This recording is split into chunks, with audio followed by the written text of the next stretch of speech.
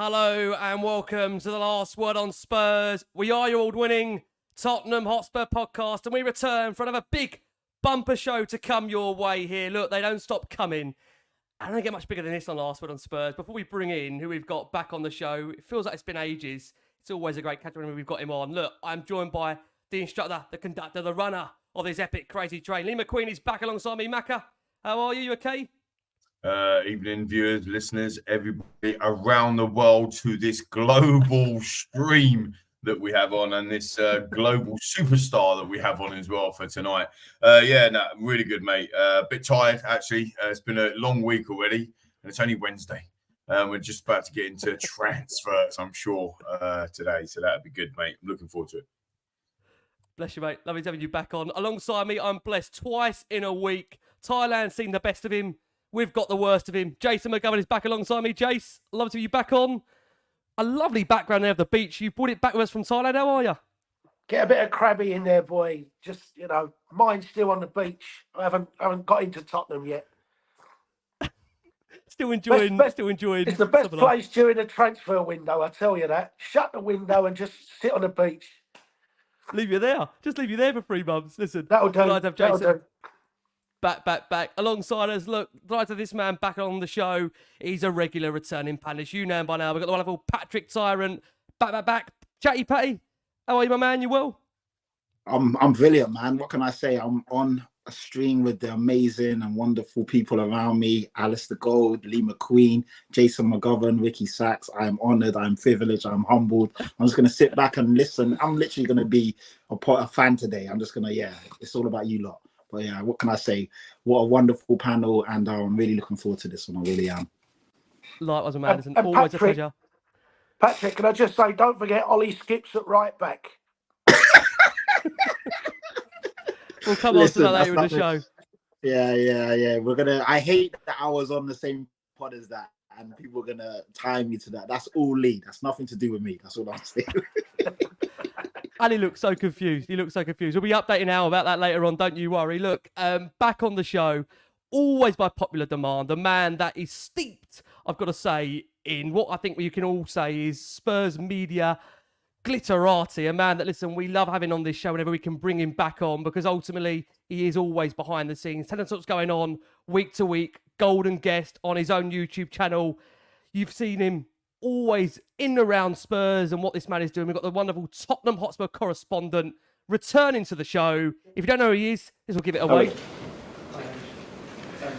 Bloody hell, Ellie. There you go. We are delighted to welcome back Alasdair Gold to Last Word on Spurs. Ali, thank you for returning back to us. How are you? Lovely to have you join us. Thank you very much. No, it's great to be back, honestly. It's I do so much kind of talking about Tottenham that I really very much restrict outside podcasts to just you guys. That's just essentially it, a few times a year, and I love it. I do. It's the only place that anyone will ever call me a global superstar. Literally, I've never heard anyone call me that before, and probably will never get it again. It's definitely not true, but it's an absolute pleasure to be on, guys. Oh, bless you, mate. Listen, pleasure is all ours. Thank you so much for some of your precious time, because like I say, when this man is not with us, he's doing so much and hopefully getting a bit of a well-earned break during what's always a crazy time, as we know that transfer window is opening very, very soon. And ultimately, the Euros coming up and all things going on around Spurs. It's never a quiet day. And of course, the Spurs, as we know, when Ali is off, normally things are happening. I know the first thing everyone wants us to ask us is, when is Ali taking a holiday? Al, are you going to reveal that for us? You're going to keep that quiet in your pocket? It's not for a while, unfortunately. Not until later in August after the pre-season tour, so you're going to have to wait, I'm afraid. Well, I had a day off today, and there were a few little bits and pieces, weren't there, came out today. So yeah, I always have 2 days off a week, like any normal working person.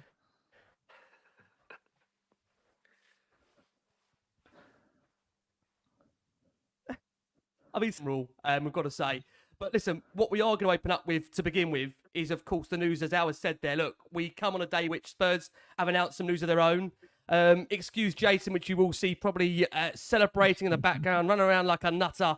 That's obviously the news that Ndombele has now left the club by mutual consent after Spurs did terminate his contract. Now, the club did confirm this in a statement that effective from June the 30th, it will become the end of Ndombele's time at Tottenham Hotspur. Signed, of course, from Lyon back in July 2019. Scored on his debut against Aston Villa. Went on to make 91 appearances for the football club, scoring 10 goals. Crazy to think that during his time, Ndombele had spells back at Lyon, Napoli, Turkish side, Galatasaray. And again, you think he came on a 6-year contract, 53.8 million at the time Spurs signed him for in July 2019. He became a league winner in Italy and Turkey after playing on loan for Napoli in 2022 to 23 before moving to Galatasaray, which actually saw him just register 1 assist in 26 appearances. Crazy to think it. We'll come to you to start out if we can. The news, Ndombele is going to no longer be a Tottenham player, and you will officially close that membership group for good. Yeah, to be honest, it was starting to dwindle anyway. It was just pretty much me and a couple of others just sitting in an empty room. It had to be, didn't it? It was coming to this point. It was a career that has just dwindled and wasted, unfortunately, although he'll point to his CV and, what is it? 2 league titles in back-to-back seasons, although he's probably started about 12 games in doing so. Very just predictable, sadly, and that's the biggest thing about it. And I did a piece this week and I was kind of totting up everything about it, and he probably cost Spurs in all, it's got to be pushing 100 million, if not more, when you think about the transfer and the wages. And I think I've worked it out. I think he started about 46 games in 5 years for Spurs in the Premier League. It's just such a waste of money. It's so sad because he's one of the probably most, everyone I speak to says that he's probably the most gifted players I ever saw walk through the door at Tottenham Hotspur. But that was on the training pitch. And that's the difference. He would be the training pitch guy. Even Gareth Bale, he's played at, the highest level, 5-time Champions League winner. He puts Tongi up there with the biggest surprises of anyone he's ever seen play football. But unfortunately, it just wasn't consistent enough. And there wasn't enough to him. There wasn't enough motivation to him. And so many managers, I think I worked out, I think it's 9 different managers in the last 5 years he's had, something like that, if you include Ryan Mason as well. And it's just, at what point does he kind of think, oh, maybe it is me? Maybe it isn't every single other person. And I'm intrigued to see where he goes next and what he does next, and whether, the last time he was, funnily enough, was a free agent, which was when he was very, very young. That was the time he kind of really kicked on and got himself in a really good shape, got himself a club, went to the French, was it Amiens he went to, then got himself a move to Lyon. Who knows? Maybe as a free agent, pushes him on again, because something's got to change in his career. Oh, man. Let me open up. Let me come around to Lee. I'm sure you guys have got plenty of questions for Al. Lee, I'll fire over to you, my man. Yeah, what, a question for Ali, or do I have to talk about Ndombele? I really don't. I can't bother to talk about Ndombele. Ali, what do you think, really, of, I suppose, summary-wise? I mean, all of us watch your videos. We all watch your presses. The questions you ask, and the presses are brilliant. And obviously, you watch a lot of youth as well. What do you think overall the progression has been in this season? The progression as in the first team, the whole club? Yeah, I suppose as the club as well, because it's been in your last video as well, talking about the academy and the recruitment. The guy coming from Southampton was named Jack, and that type of thing coming to the lower area. So the club seemed to be really changing that element all the way through the club. But I suppose your summary really of the progression that we've seen in the first season under Ange. Yeah, I mean, let's go back 14, 16 months ago. It was just utter chaos. It was just all over the place. The club, we didn't know where it was going. We didn't know what was happening. We didn't know who was going to be taking over the reins. Various departments behind the scenes were so disconnected. The academy, there seemed to be no real pathway for the academy towards the first team. And here we are, a year or so on, and there is at least a direction, I would say. I think everyone seems to be kind of aligned and going in the same way, the same path, which is kind of, it's fantastic. It's a godsend, really, after kind of the things I was hearing out of the club towards the end of last season. And a lot of credit has to go to Postecoglou. It hasn't been perfect, kind of clear sailing the whole way, of course not. the first year when you're essentially ripping everything up and putting something brand new in, pretty much, is always going to be like that. But he's achieved a hell of a lot behind the scenes, I think, and the structure's changing around him. We've got a new recruitment team there. And like you said, Jack Chapman coming in to be a new youth recruitment head as well at the end of this summer. And Simon Davies doing a lot of good work in the academy as well. There's a lot of praise from everyone I've spoken to coming his way for what he's done there. And yeah, it just feels like an actual club, a unit, a single being, rather than lots of different things happening to operate. And so, the women's team as well have been absolutely fantastic. And it feels like even more now they're part of the group rather than just this outlying thing. And going back to the academy, I think we've all probably a lot more people have watched the academy in the under-21s this year and winning the Premier League 2 title and doing the playoffs and winning that final as well. So, yeah, it feels like a positive change in direction. They've just got to sustain it now, because that's the thing with Spurs. We're talking about Tongi and how many different managers he's had. That's as telling about the club as it is about Tongi. And that kind of needs to change now. Yeah, spot on, mate. Jace, I want to bring in, if I can, obviously I say your reference back to Ali here, that I think that the Ndombele signing itself was a proven one where ultimately there appeared to be a lack of due diligence that had been done by Spurs, ultimately looking at the player's past and his background and maybe not recognising some of the character traits and behavioural traits that had gone before. And it does appear, like Ali said there, in terms of the progression over the last 12, 18 months, where there does seem a much more emphasis in regards to recruitment, looking for the right profile. Certainly since Ange has come through the door, I think that's been very, very key in terms of identifying the right kind of characters to come into the football club. Would you say it's been one of the most progressive things that you've seen in the last 12 months since that Ange has come through the door, that we're seeing that progression in terms of the right profiles coming in? Well, just on Tongi, I mean, the sad part is he was the player we desperately needed, or the profile of the player that we desperately needed to replace Moussa Dembele. So that's sad that it never worked out. I think it's telling that he's won 2 league titles, and the 2 league titles he's won, both clubs don't want him back. So, when people say it's Tottenham's problem, it isn't, because the 2 clubs haven't been interested. France haven't been interested in him. But also it's, I despise transfer window time, because I see on Twitter, pay whatever they want, just pay it, just pay it, just pay it. Every single fan wanted Tongi and Ndombele. Nobody did all the background checks and said, hold on a minute, why is this bloke going to cost you 65 million when he's got that? Because that record was even free for supporters to see, the doubts. But it was pay whatever he wants, pay whatever Leon wants, just get him in. And if Daniel Levy, I tell you what, if Daniel Levy had pulled out of that deal and said, sorry, it's not going ahead, there would have been utter chaos in Tottenham supporters saying, what an absolute disgrace. Where's the ambition of the club? So, as supporters, you have to learn from Tongi and Ndombele. I'm not saying we don't do it again, but when people yap and yap and yap about pay whatever they want, just remember Tottenham did it this time, and look how it turned out. So, let the professionals and let the experts at the club, rather than Fabrizio Romano, dictate what happens in our transfer market. But it is a lot better now. We've our recruitment over the past probably 12 to 18 months. There's not been too many flops have come in. Brian Hill's perhaps the highest profile that's gone wrong, but Bentancur, Kulusevski, Udogie, Van der Ven. I mean, Van der Ven was a really calm deal last year, wasn't it? There wasn't much speculation about Van der Ven. It just kind of happened. He turned up at Tottenham for the Shakhtar game, and it was all right. We're going to sign Mickey Van der Ven. So keep it calm. But without a doubt, the characters and that have come into the club. Vicario as well, cheap option over David Raya. I'm glad we took the cheap option, and it's much better. And we've had to learn those tough. Gio's another one. It's not just Tongi. That whole window, the Sessegnon thing, sadly went wrong for other reasons. Gio, I still see people talking about Gio. 9 Premier League 90 minutes in 5 years. 9 in 5 years. It's just, that whole window when people talked about Poch's new furniture, he got new furniture that window, and he ended up buying it from IKEA instead of buying it from John Lewis or something. That was the problem.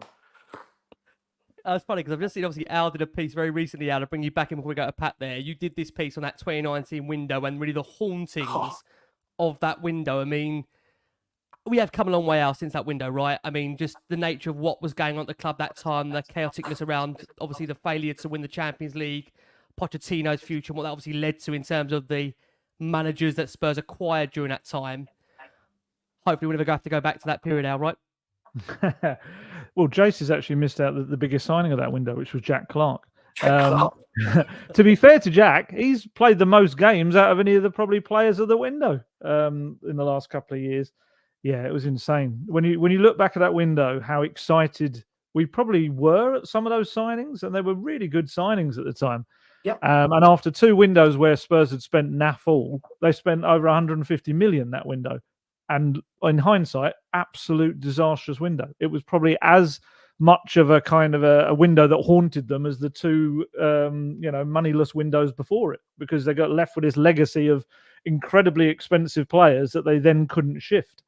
Hopefully never go back to that. But no, Jason is right. It's absolutely spot on that.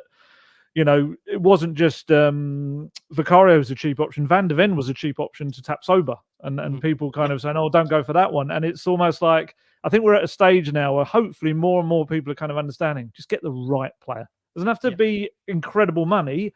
Sometimes it is. Sometimes they are the big money signings as well. But it isn't always that. There can be a nice balance to it. And as long as you get the recruitment right. And to be fair, yeah, I think I'd say absolutely that. Last 12, 18 months, there haven't been too many misses.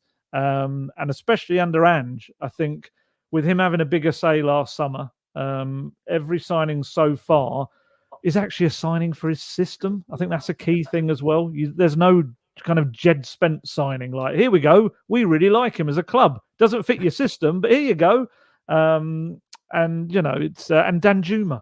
Poor Arnold Danjuma. He walked in the club and Conte was just like, oh, hello, who are you? Kind of thing. He had no idea, no interest in him, didn't fit his system. I asked him about him. He actually admitted that. He said, yeah, he actually plays as like a completely different, like a straight winger. I don't want a straight winger in my team. And it's like, but who picked that for you?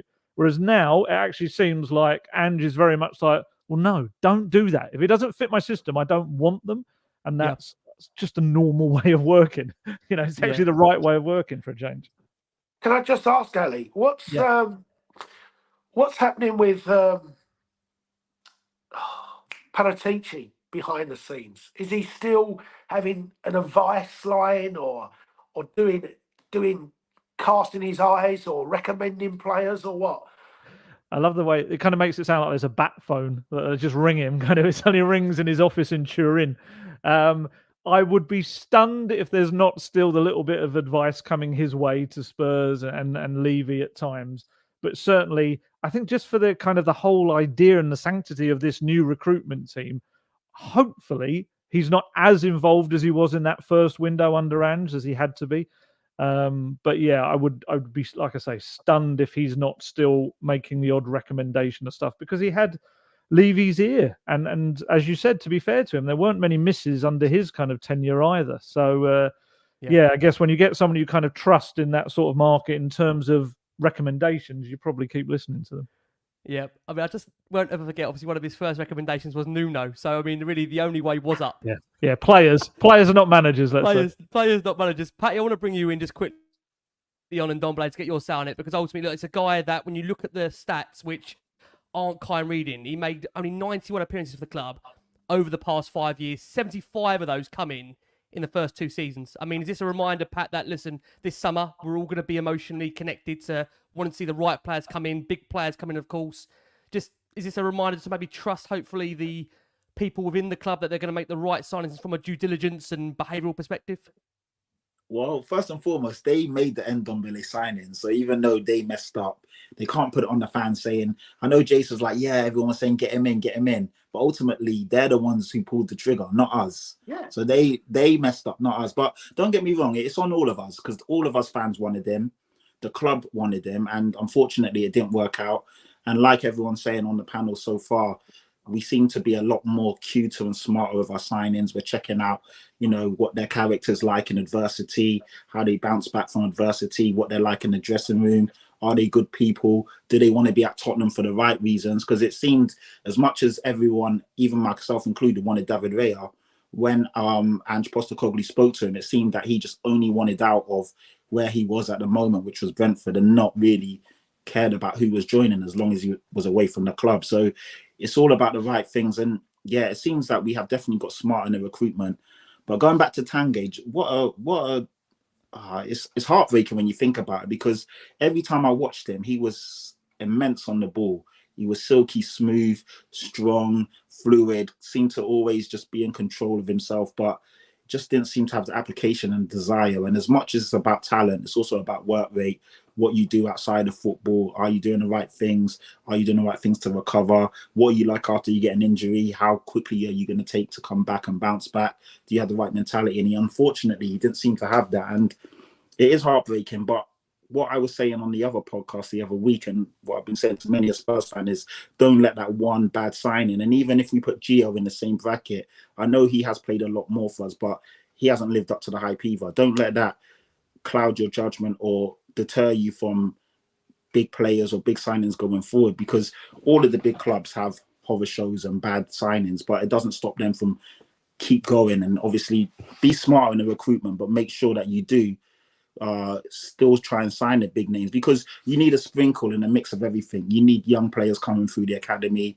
You need a pathway from the academy to the first team. You need the cute signings like your Van der Vens and your Vicarios, but you also do need to sprinkle a couple of big names and ready-made players on there, which is what we thought Lo Celso or Ndombele were. And yes, those two didn't work out, but it doesn't mean that we shouldn't still go for essentially maybe a Rafinha or Paulinho, or I know I'm just naming names, but guys that are already at that level and will push the club forward. So we need a mixture of everything if we want to compete. But Ndombele was a disaster show. It really hurts me when I think about it, because the guy was so talented, but it didn't work, and we need to move on as a club.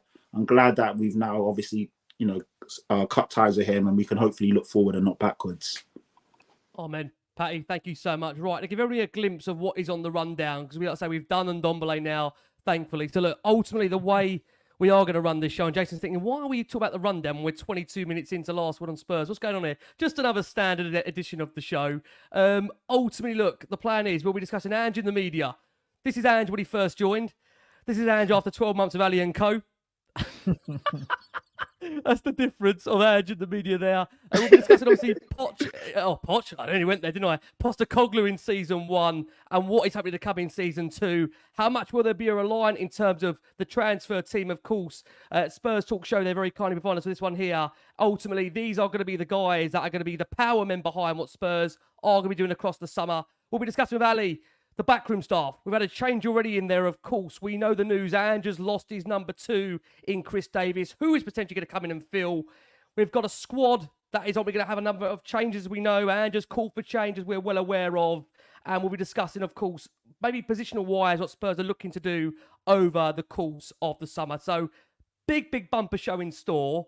And before we do ask Ali about Ange and the media, what I do have to play is a certain clip to you that proves that even you, as wonderful as you are, and to us we hold you as a god, even you're human. Take a look at this. I don't know. Nuno, sorry, I was writing about Nuno. I was just writing about Nuno. You're not Nuno, obviously. Chelsea game, we now know. Talk it out, mate. Just to remind there to everyone there that even Alasdair Gold, bless him, who's with Ange Postecoglou every week, could still mischaracterise the manager because we've had so many out, right? Of course. Well, do you know the daftest thing about it? He had no idea I'd said it. It was only me being an absolute muppet and trying to apologise for myself, and he had no idea I'd said it. You could see on his face as well. Not a clue I'd called him Nuno. And it was because it was someone just before me had nicked my question, a certain reporter who I won't name.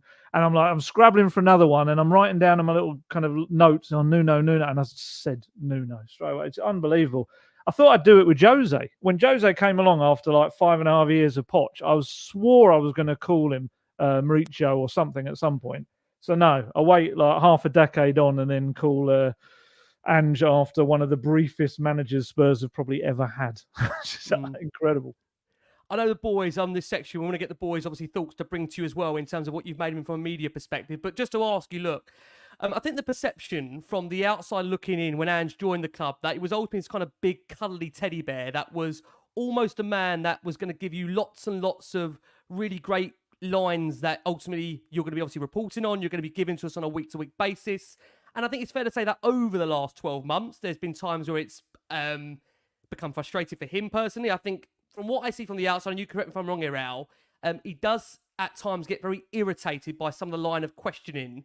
And I think as a journalist, and this is again your skill here, that ultimately you've got to be really in tune as to what everybody else is saying in the room, because you can tell he does like a refreshment of questions and not the same question being asked more than once. So maybe the first thing I want to ask you is, how have you found dealing with him on a week-to-week basis in regards to the line of questioning, and what have you made of it so far? Because at the end of the, of course, period where after that Newcastle game, I think again he once again thanked yourself and the guys in the room for obviously dealing with the last 12 months, and he obviously wished you a very good summer. Give me a summary of how you found him in the last 12 months from a media perspective. Yeah, a fun challenge is probably the best way to put it. Thankfully, none of us expected a cuddly bear. As journalists, kind of we properly researched and we spoke to people up in Scotland and everything and what to expect. And yeah, we knew we weren't going to get this. This teddy bear type. He was very much. We knew that if you don't get your question 100% spot on, he's going to find a way to use it to either kind of loop back to you or get out of giving you exactly what you want. He's very hot on the wording of things. Bit of a contrarian, to say the least. He very much, you talk about the way we ask the questions. That was one of the things. If we wanted or wanted him to go down a certain path, we knew we kind of almost had to say the opposite to make him go down that path, because he doesn't like to. I guess it's kind of this thing that's been built up over his career of people maybe feeling that they've figured him out and they know exactly what he's all about. He's only got this plan A kind of thing that people keep coming out with. So if you kind of tried to, in your line of questioning, make any assumption that you know exactly like the tactical element of something, he will immediately kind of swerve around it and try to prove you wrong. So that was a challenge, but there is a very light, fun side to him. It can be. He's good kind of value in press conferences. I think is probably, we were talking about this actually a couple of weeks ago amongst us. There was probably only one press conference, and I can't remember what match it was before. I think it was pre one of the matches where we kind of came out of it like, oh, that was a bit flat, and he was a bit flat. Every single other one has pretty much given us some good lines, interesting stuff. And we certainly can't say that about many of the other managers, especially the Portuguese one that I mistakenly called him.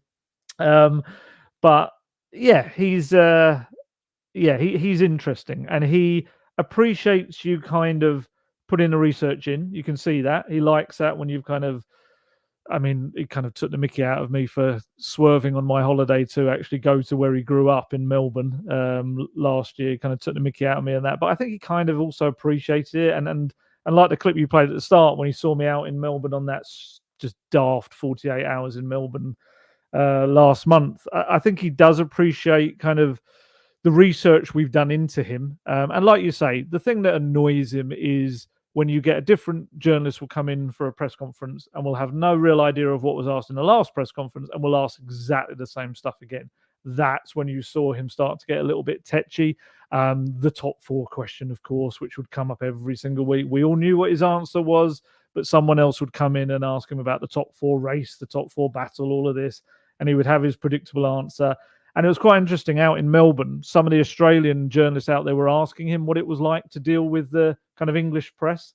And he was quite honest about it. He was kind of saying it is like, not to be kind of disparaging of the media anywhere else, because obviously the media in every country are fantastic. Certain members of them are fantastic in what they do. But he said it's another level up in the scrutiny, intensity of everything that he has to kind of talk about. So he is going to get asked about subjects that he's not expected to be asked about as well. And he'll have some muppet in myself asking him just any old random question that he hasn't been prepped for and briefed for.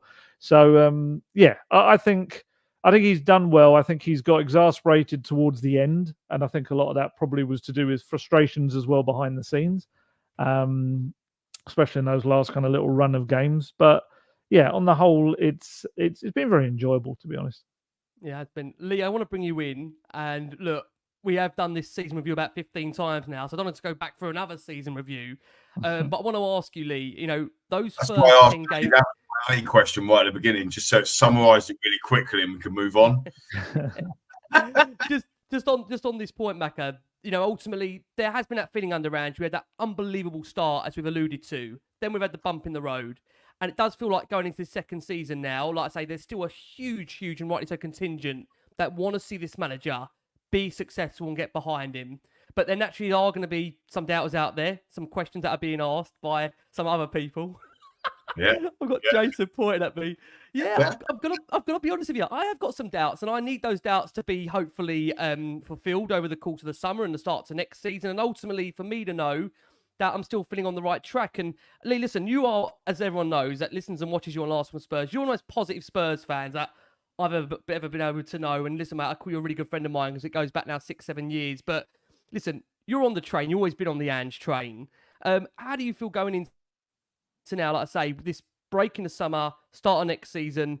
Everybody should be, you feel, putting in the right direction ahead of what needs to be a really important summer for the football club, right? I don't think he'll last until October.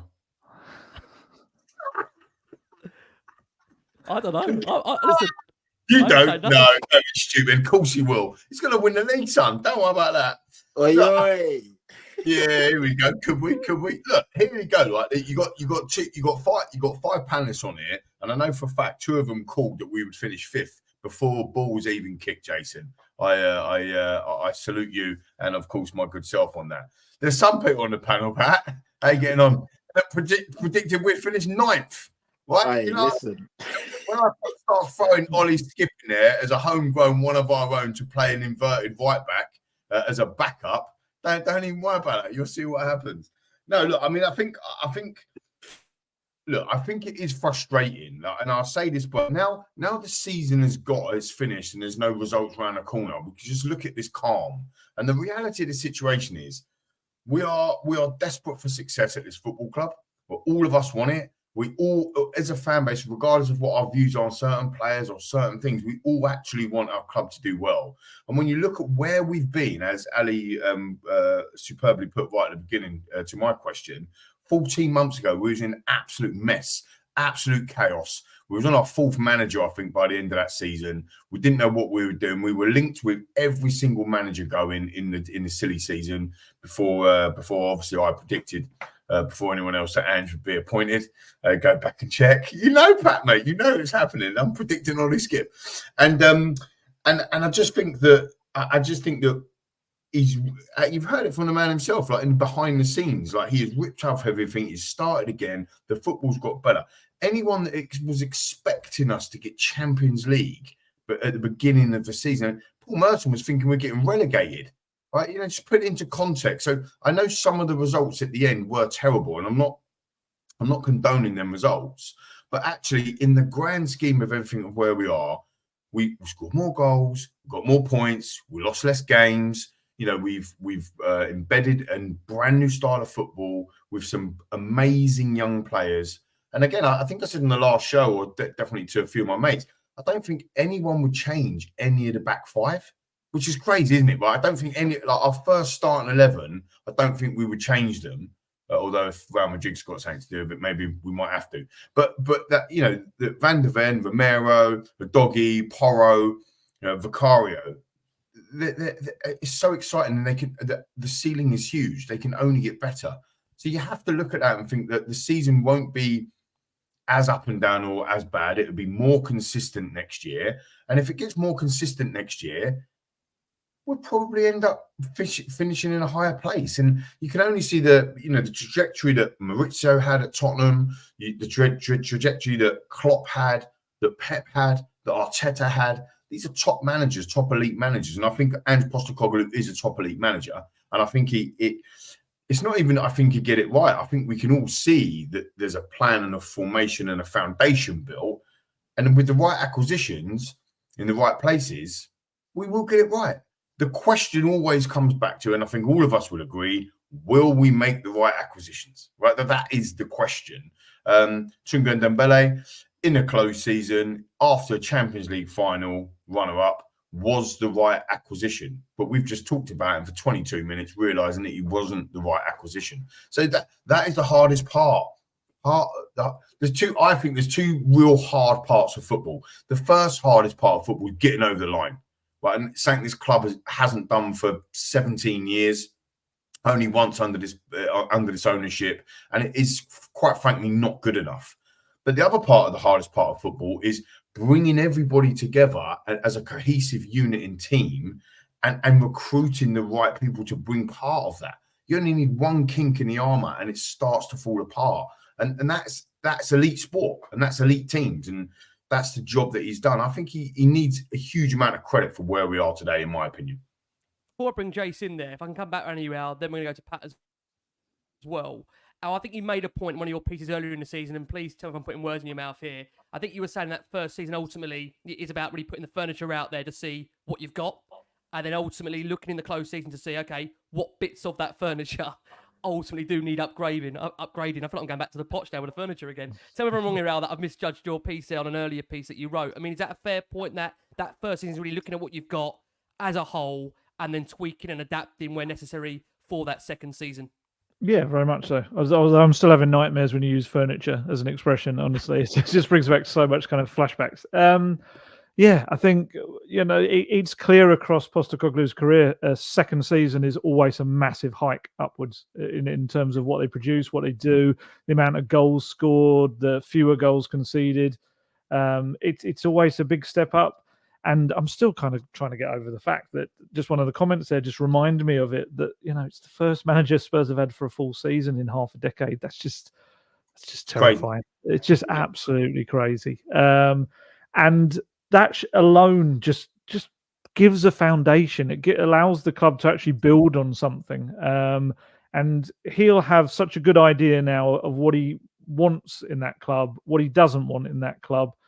And we're going to see that over the course of this summer. I think there's going to be anyone that's a question mark over whether they fit his team are not going to be part of that squad next season.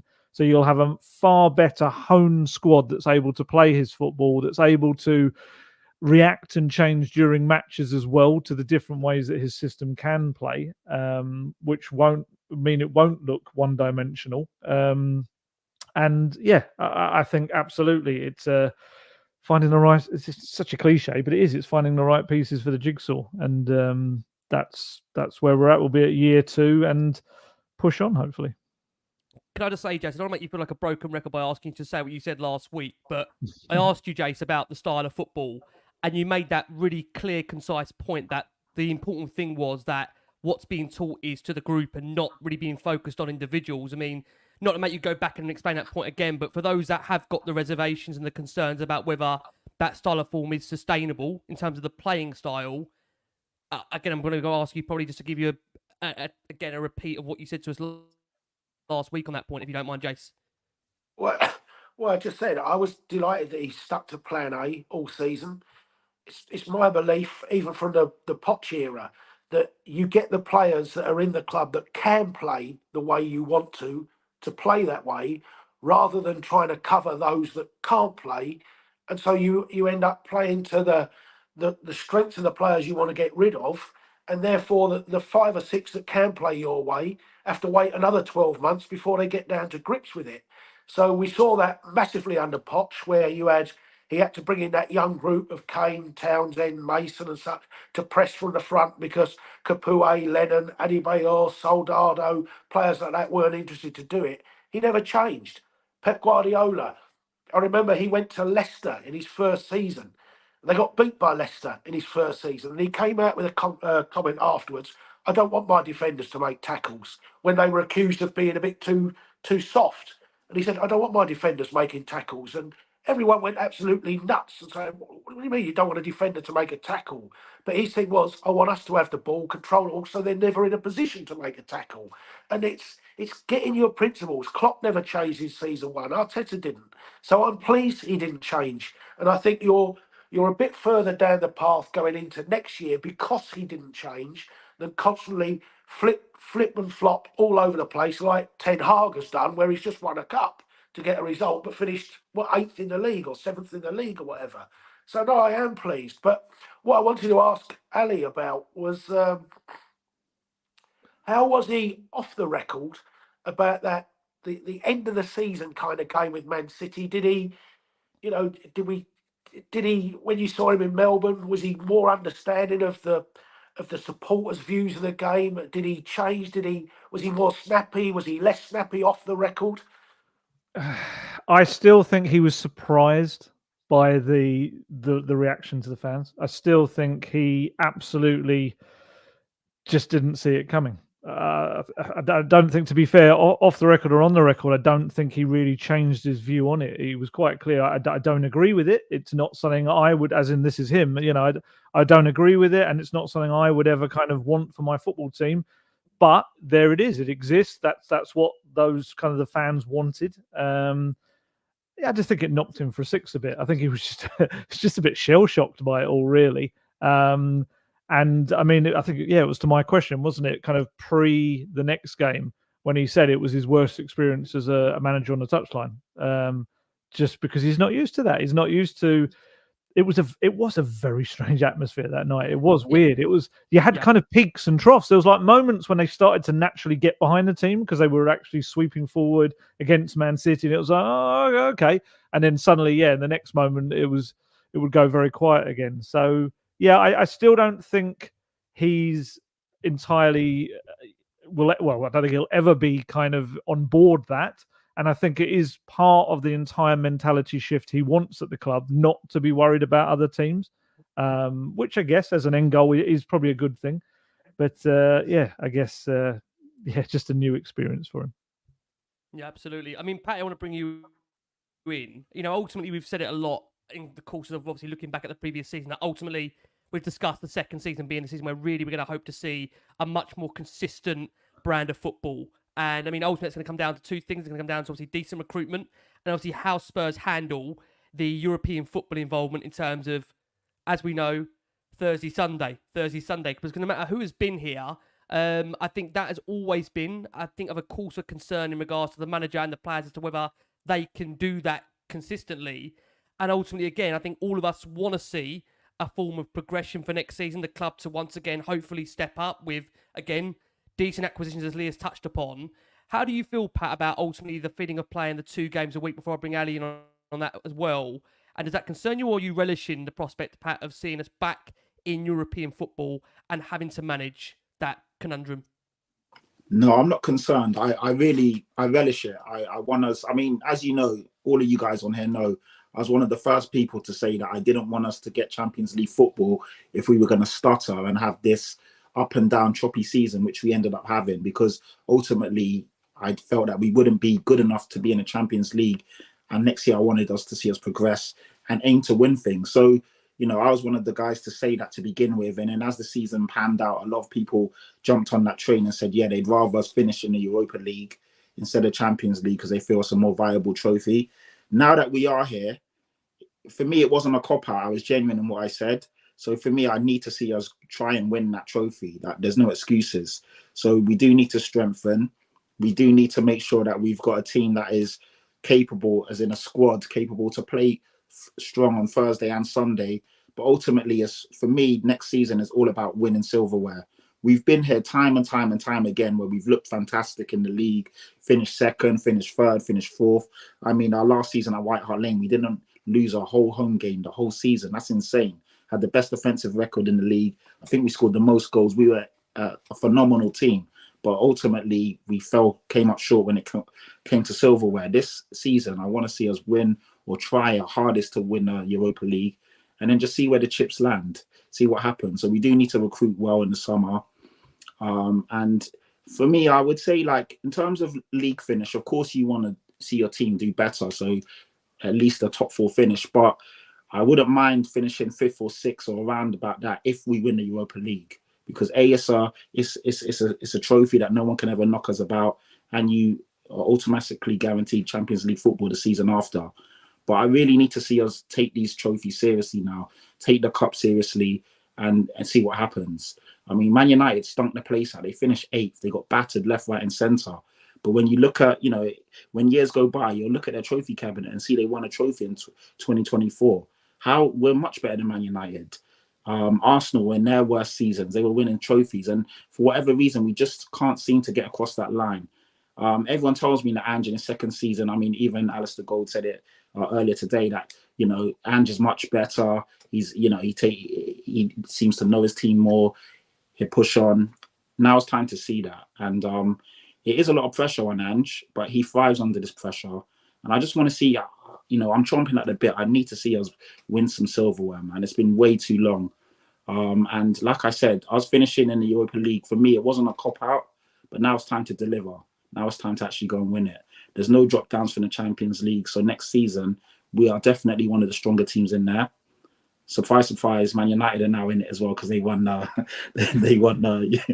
FA Cup. But, of course, there's going to be decent teams. You can't, ever overlook. Sometimes as Premier League fans, we do overlook European teams. But why not be serious, take it seriously and try and win it? Al, can I bring you in on that point? And we'll come to the boys as well on this, that, I think one of the biggest disappointments for last season, and I know people are sick of hearing me say this because I say it every season, Jason knows, is the cup exits and the nature of those cup exits. I think the Fulham one, thankfully I wasn't here for that one. I was in Cyprus. Cracker was hosting that, thank God. The nature of that, obviously, the penalty one where Spurs made 9 changes, Fraser Forster in goal, proved to be his only appearance for the football club in that season. The Man City game was a weird one, of course. Again, a late goal to win it, but ultimately it just felt that game Spurs were suffocated by Man City in footballing terms, and we never quite laid a glove on them during that game on a Friday night. Again, bizarre circumstances, Friday night under the lights at the Tottenham Hotspur Stadium. I just want to know from you, Al, do you feel that going into next season with the European involvement, with the domestic cups, and you would have learned from the cups domestically and hopefully European-wise, would it take all those competitions fairly seriously? Yeah, I'm always so wary of it being put like that. I think there's this kind of hyper over-analysing of lineups and things like that when we have cup competitions. It's just like, and it's myself included, it's the media as well, we do exactly the same thing. It's like, as Pat was saying, you've got this now, the Thursday Sunday football coming up, and absolutely right, Spurs should be going for all the cup competitions, but it's not like they weren't before. It's not like it was a natural, it's a rotation. That's what you're going to have to do. We're going to have all of these arguments and discussions this season because there's going to be even more Europa League group stage games now, where, let's be honest, because of the way it is structured as well, the standard of the opponents is not going to be top level. That's why it's not the top tier competition. So the questions are going to come up on the Thursday night. Are you going to play your strongest team every single week? And there are some fans that will tell you absolutely play first 11, it's got to play. But then same fans will probably tell you those starting 11 should play every single game, which of course is not possible. So yeah, I think we're going to have a lot more games where there's going to be heavy rotation. But that's the point of building a strong squad.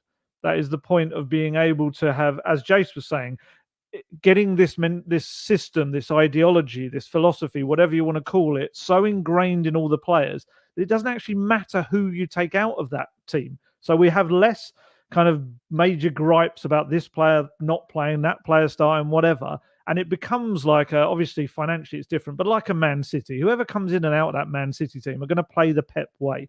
And that's what Ange, I guess, is trying to do with this Tottenham team, that regardless of where it's the Thursday or the Sunday, regardless of which players are playing in it, they're still going to play exactly the same way and hopefully come away with a positive result. So, yeah, it's exactly what he wants. He's been calling about it all season. He really hated the fact that they were playing so few matches. There's so few fixtures to give players minutes. So when he was having to change it, those players were really kind of lack sharpness, any kind of rhythm to what they could do. And I guess going into next season, you're going to be involving pretty much your full squad, hopefully. And they'll go into games. And if that player on a Thursday night then ends up playing on a Sunday because of an injury, bang, they'll have that rhythm, they'll have that sharpness. And yeah, I'm fascinated to me talking about it infinitely, you guys talking about it on your pod as well, who should have played, who shouldn't have played. But ultimately, that's what it's about. Having more fixtures is going to bring up that and getting a bigger squad. That's what it's all about. I think as well, just on rotation, I don't want to see Tottenham make 10 changes for a game, because to me that it kind of sends out a signal to those 10 that you're almost a B team. Yeah. That do you know what? You're the B team. It's a question of the competition. Yeah, we'd like to win it, but the big game is on Saturday in the Premier League. And I think also when you end up making that many changes, players aren't playing with each other, so you struggle for rhythm. And then it almost becomes an individual thing that well, I'd sooner score a goal tonight than help the team to give me a chance to get into the team at the weekend. And that's my thing. I'd like us to make no more than 3 or 4 changes for a game. And do you know what? If that means Mickey van der Ven has to miss out the game against Forest on Saturday to play, Dragu's in, comes in, so be it. But I think that would make a strong signal that, do you know what? This competition is important. And there isn't a team and a B team. I think that's where we've let ourselves down in the past, that we constantly make 8, 9, 10 changes.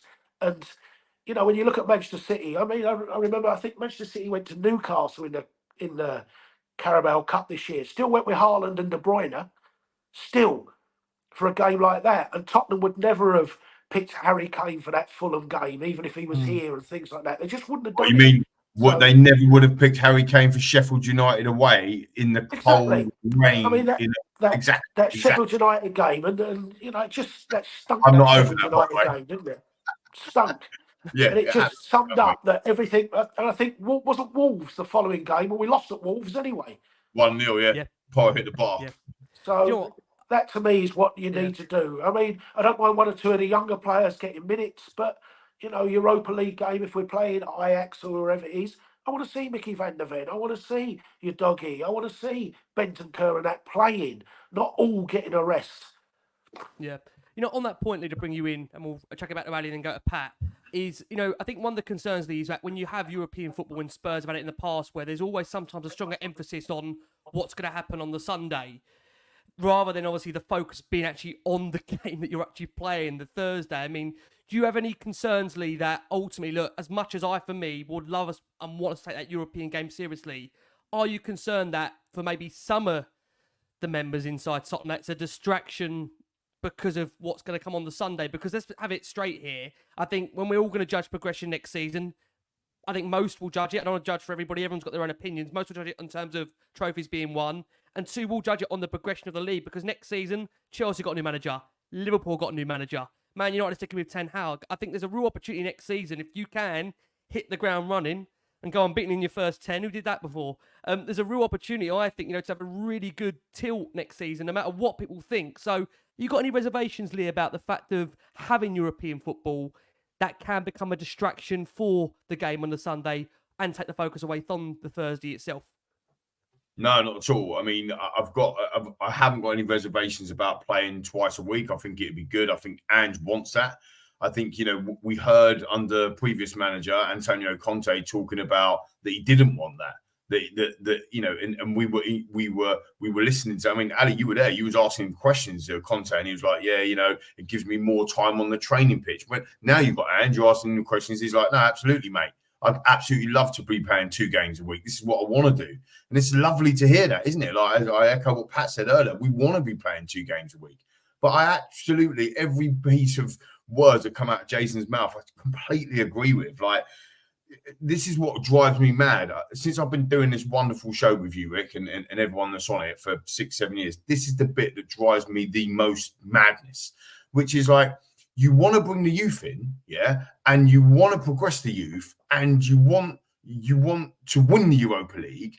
But when he goes and picks Ollie Skip, right, and captains aside as a right back, inverted right back in Europa League, you're all going to go mental. You're all going to go absolutely mental, because, you know, but when else is Ollie Skip going to play? Like, or when else is you know, these backups players are going to play? When is Dragusin going to play? See where I'm coming from? Or like Jason just said, you got Forest at home on the weekend, or who's come up at Southampton or Leicester at home at the weekend. You're thinking, right, okay, let's rest Romero and Van der Ven, or let's rest Van der Ven, and no Premier League.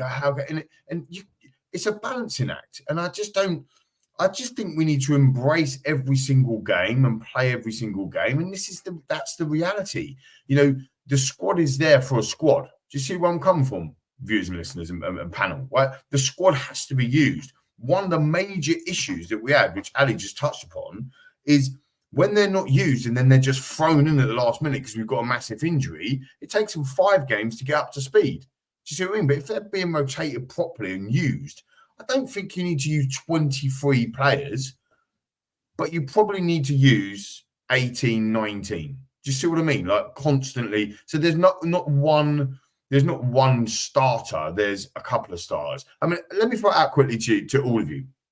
If Romero was injured, would anyone care and be mad that Dragushin would come and replace him?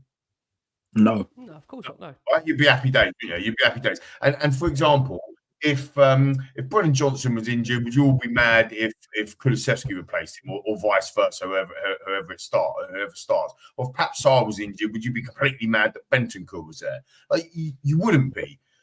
But what about if Ange goes, right, you know what, I'm going to give Mikey Moore a go, or I'm going to give Jamie Donnelly a go, yeah, and then they don't do so well, or Dane Scarlett like he's had it in the past, or whatever, and then all of a sudden it's like, look, get rid, they're not right, get rid. You've got to give these players some time to have some game time and to play.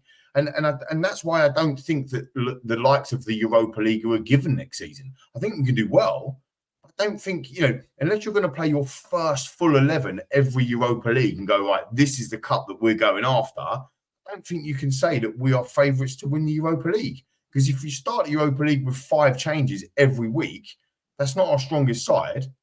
And therefore, we're probably not favourites. Does that make sense? And that's why it's a balancing act. See where I'm coming from, lads?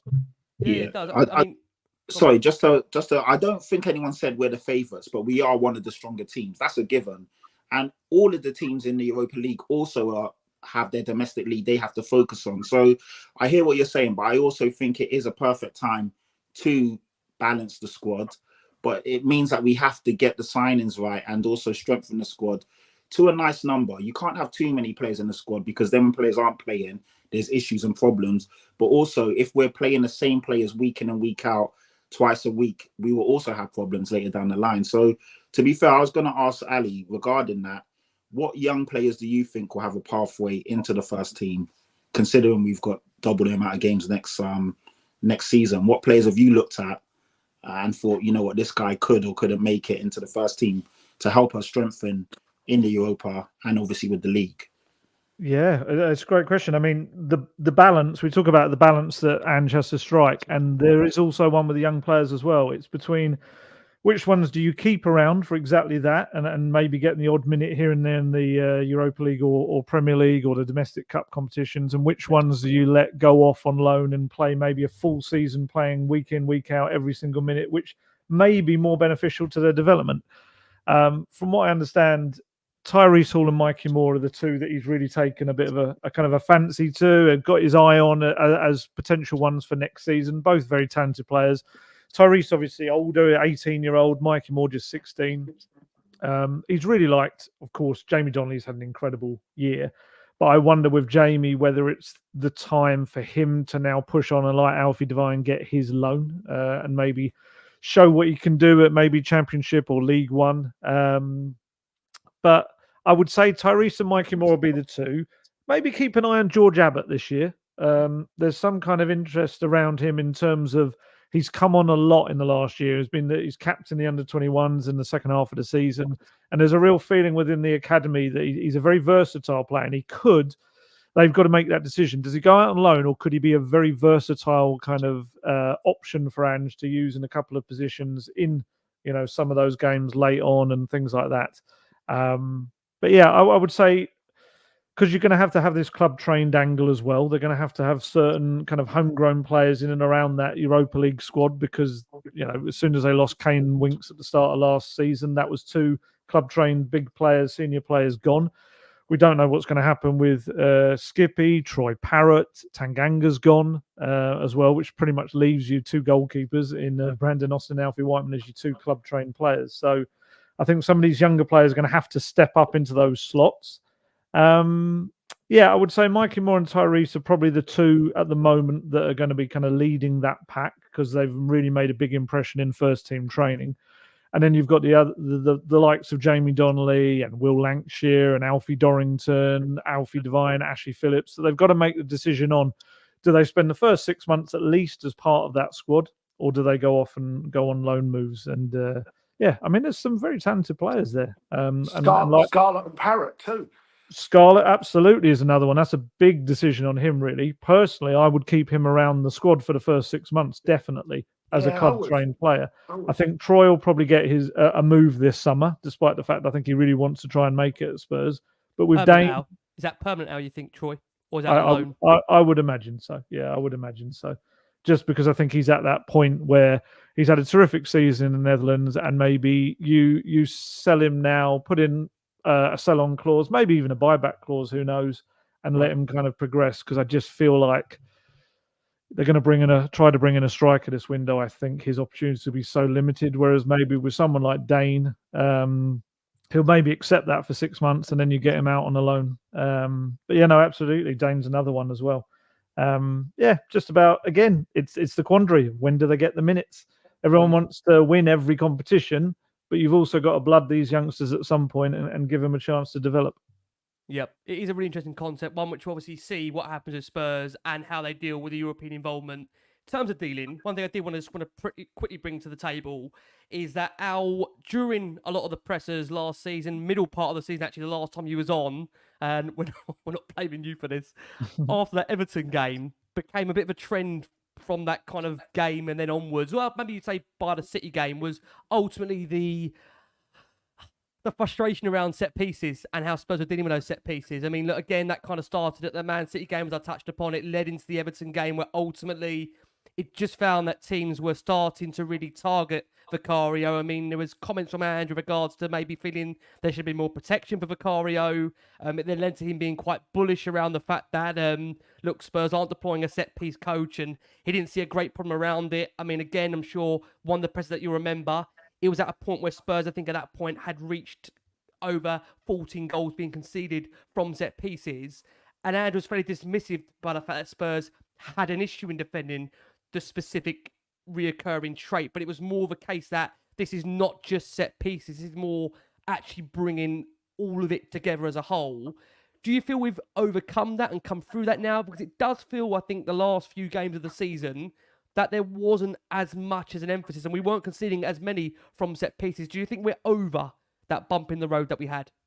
I hope so. I hope so, because it became such a kind of an over kind of written and over talked about thing. And I guess that was the point of what Postecoglou was trying to do, is he was trying to stop it becoming a thing that played on the players' minds. And actually, I interviewed Vicario out in Melbourne during that kind of manic little post-season trip, and I asked him about that and that little period where, you know, the likes of Everton and City were targeting him, and he was kind of struggling during that period. And he kind of admitted himself it was a culture shock for him at first. He kind of spent so much time trying to be part of the team very quickly. He didn't actually stop and think to himself, oh, actually, maybe I have to adapt. And I think we all were so shocked at how quickly and seamlessly he went into the team that he almost forgot, oh yeah, it's going to be a bit different. And in the, you know, in Serie A, those kind of challenges, it's a foul every time, pretty much. The keepers are so protected over there. And I think for him, that was a big thing to get used to.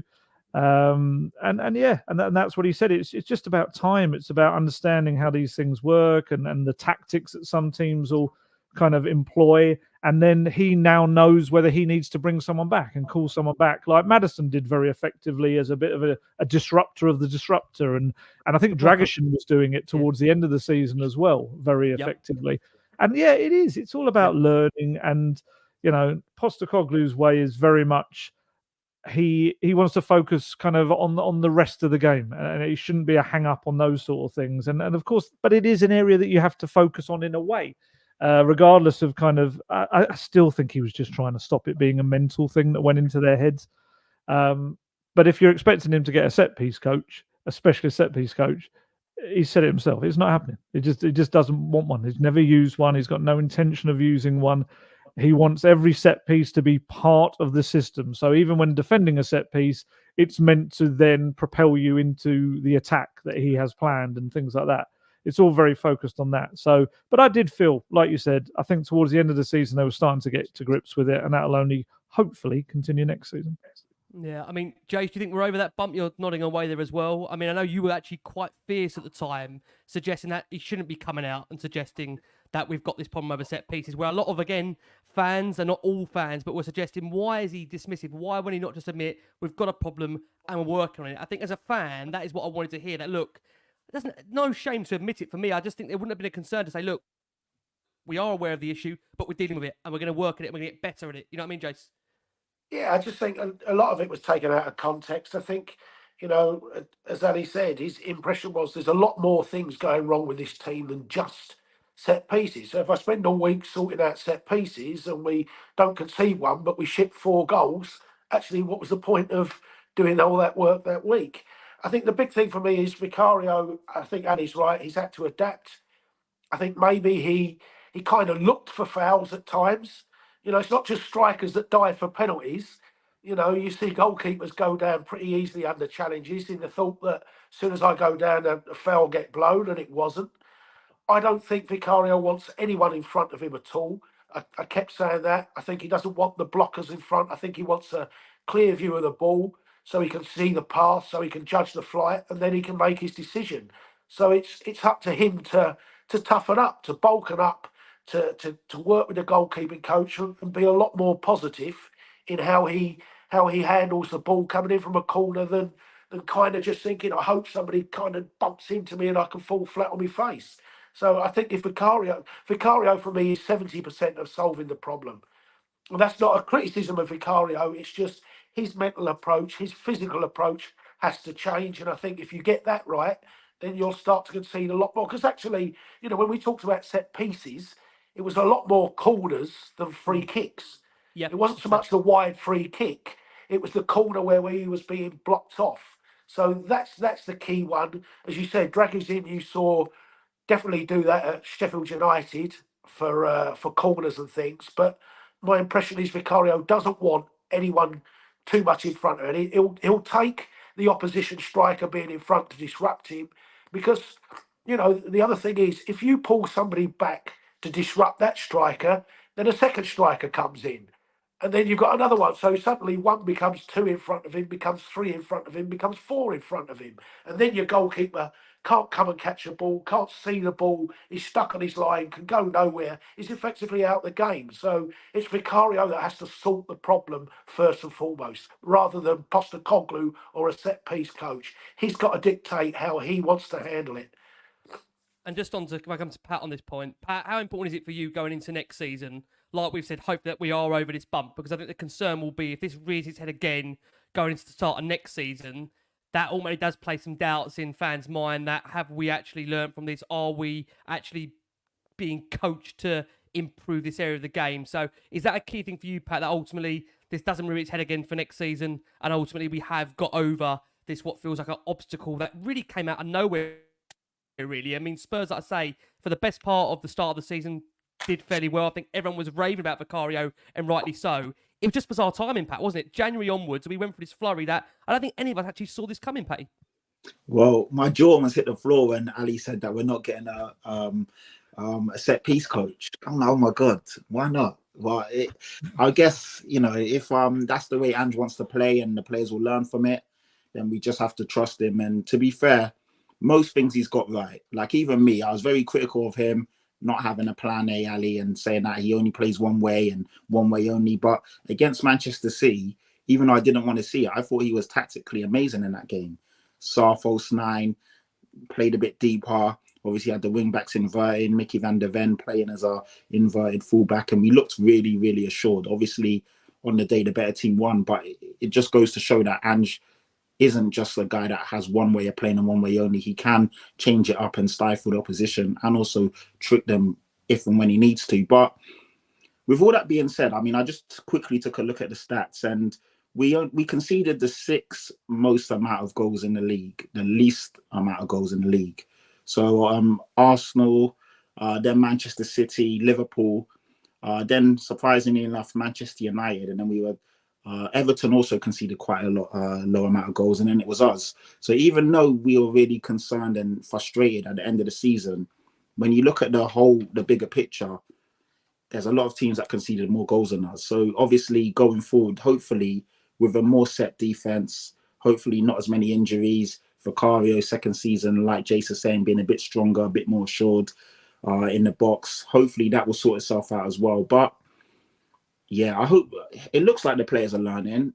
It's tough because the end of the season was so sketchy and so up and down that sometimes it does kind of distort your picture and vision of what we did in the whole season.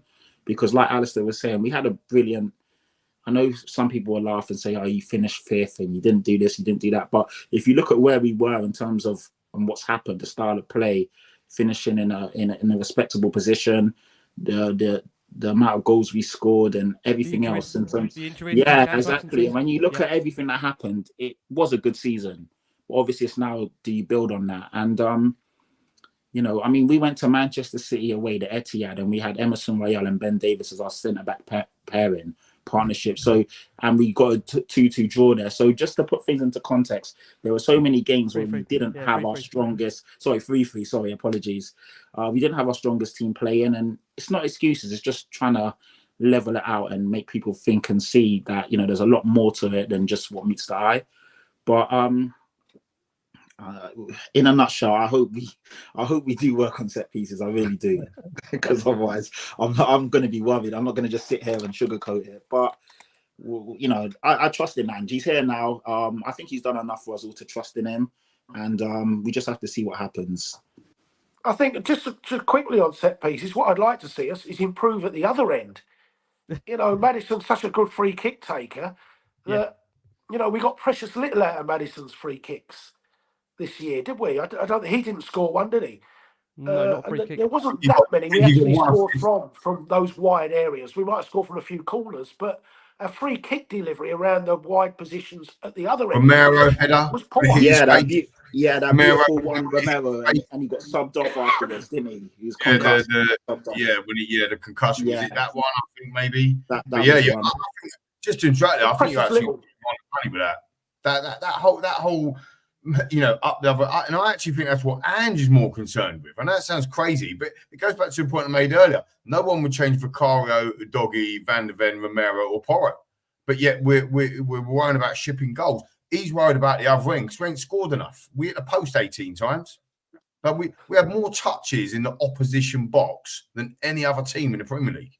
I mean, work this out, right? Because we got 2 penalties. We're the most foul team in the league.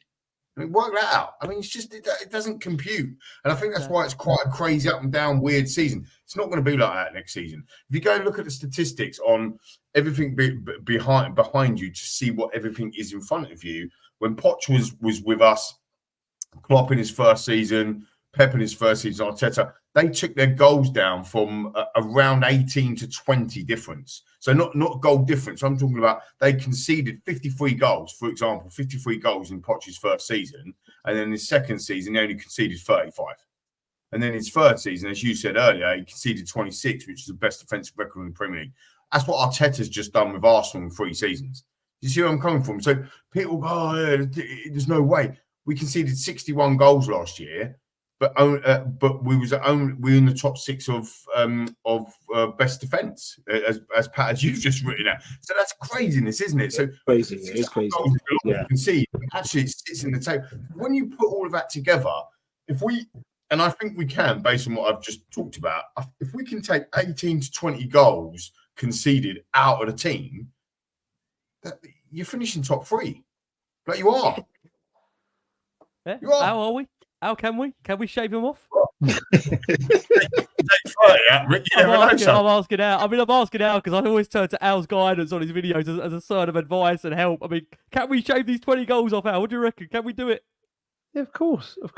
Just the whole football will be better. The midfield structure in front of the defence will be so much better. You know, that's going to be a big key element as well. It's just, this is interesting hearing Jace talking about the attacking set piece. I agree. I think the delivery has been dreadful for a lot of the season. And ironically, when they've got the delivery right, I think they've only scored 5 fewer than under the celebrated Gianni Vio, who was a lovely chap, but kind of a lot of people were offering up this season as if he was like the one that would have been the difference and everything. And it's just like, I think it's Ryan Mason does the attacking set piece. They're only 5 goals behind what they did, and that was with terrible deliveries for a lot of the second half of the season. I think that they'll definitely shave off a load of goals next season. They'll get so much better in that respect, and at the other end, I think they'll score a hell of a lot more as well. Can I just have that point about? Sorry. Just on that point, and then come back. Yeah, sorry.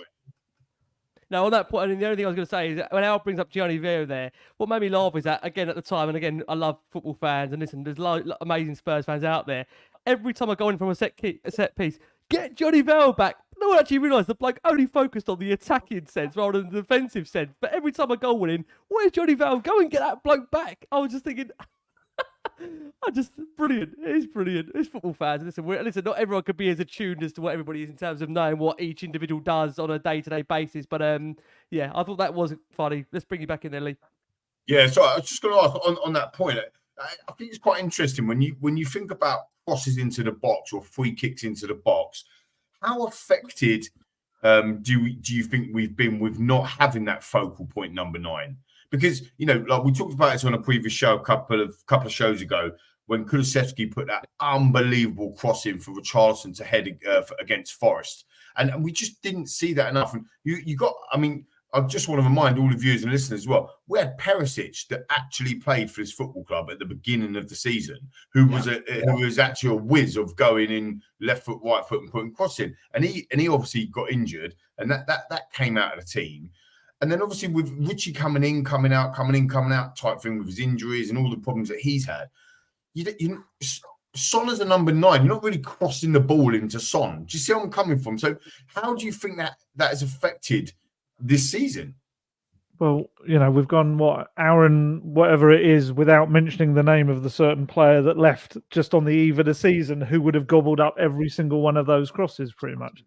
And I think you could see it in Richarlison. Richarlison just had a field day with a lot of those kind of crosses coming into the box as well. And I do think his kind of lack of availability, especially in the second half of the season, was a huge reason. I think after, he kind of filled in brilliantly for that period that Sonny was away. But after that, losing him for so many games, I think that had a big effect on where Spurs ended up finishing up. I really do. And I actually think, weirdly, Richarlison as well, from defending set pieces, was also a big kind of part of doing that well with it, as that chap we haven't mentioned yet used to do as the first head on the ball coming into the box. So yeah, I do think the focal point has been a big kind of missing piece whenever he wasn't around. And I do really hope Richarlison, as he seems to be indicating, sticks around next season, because with him and whoever will come in as well, allowing Sonny just to pretty much focus on mainly being on the left, I think having that focal point through the middle is going to be a huge thing. I think you will get more set piece goals naturally. This is, I think you'll get more goals from crosses, and I absolutely agree on Perisic. What a loss that was. Ange really liked him. Yeah. Ange really took to Perisic in those opening kind of weeks. And it's a shame he kind of came back for Hajduk Split for about the last, I think he only started maybe the last 3 games of the season. But even that, there's a little part of you that wonders, would he have been up to the speed for a Premier League game or not? Because he might have just made a difference in some of those tricky fixtures. Amen. This is what we are going to do. Conscious of time, get off those bingo cards. We have got to squeeze in just a bit of a summer preview, summer transfer window preview as to what Spurs may do positionally wise. Jason, go and lose yourself in the beach behind you. I've got to say, we've got nearly over 5,000 of you that are watching us live on YouTube, on X, on Instagram, on Facebook. Look, as always, thank you so much for all your incredible support for the show, not just obviously on this one, but before that as well. And God, since we've started this unbelievable thing, thank you so much for your support. Listen, we are joined by royalty in the house. We're joined by the wonderful Alasdair Gold, of course. Go and check him out. I'm sure you guys do already. I feel like I'm just redundant saying this. Golden guest, obviously his YouTube channel. He's even got a movie channel now. He's getting that. He's going up in the world. Golden guest to the movies. I'll put Guesty in there. Gold goes to the movies. Not Guesty just yet. Guesty's not joining you just yet. Guesty never goes to the movies, ever. He refuses to go to the movies.